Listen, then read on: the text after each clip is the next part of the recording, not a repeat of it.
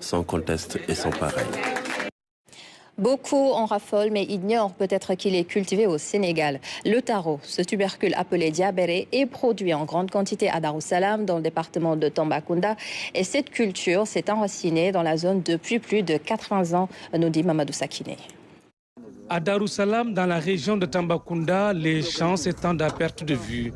Ici, le taro, un tubercule encore méconnu par beaucoup de Sénégalais, est roi. Cette localité est devenue la principale zone de production au Sénégal.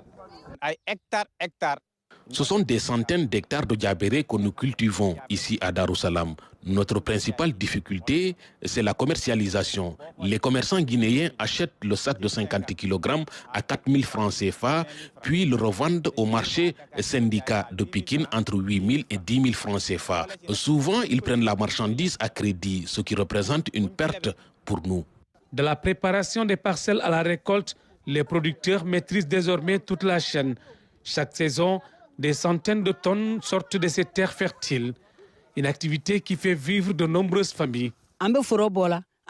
C'est grâce à cette culture que nous nourrissons nos familles. Mais les revenus restent très faibles au regard des efforts et des moyens dépensés pour les travaux agricoles. À cela s'ajoutent d'autres contraintes. Les animaux domestiques viennent fréquemment paître dans nos champs et nous manquons de chambres de conservation. Nous voulons réussir dans l'agriculture, mais sans moyens adaptés, cela reste difficile. Mais au-delà de la production, le taro prend de plus en plus de valeur grâce à la transformation. Les femmes de Darussalam innovent pour donner une nouvelle vie à ce tubercule. Pour valoriser le produit, nous avons appris à transformer le diabéré en couscous, tchakri et en bouillie. Pour la bouillie, il suffit de bien mélanger puis de le laisser sécher. Pour le tchakri, on mélange, on fait bouillir, on laisse sécher, puis on met en sachet. À Darussalam, le taro, communément appelé diabéré, nourrit les foyers et les espoirs.